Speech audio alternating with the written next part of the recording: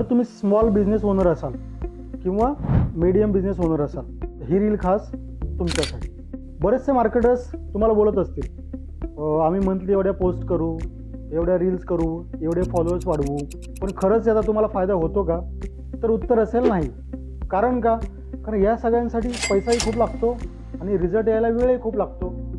हे सगळं मोठमोठ्या कंपन्यांना शक्य आहे, कारण त्यांचे मार्केटिंग बजेट्स तेवढे असतात, त्यांच्याकडे स्टाफ तेवढा असतो किंवा त्यांनी तेवढी मार्केटिंग एजन्सी हायर केलेली असते. पण हे आपल्या MSME शक्य नाही आहे. बरं चला, आपण कसं तरी बजेट वगैरे मॅनेज करून या सगळ्या गोष्टी केल्या.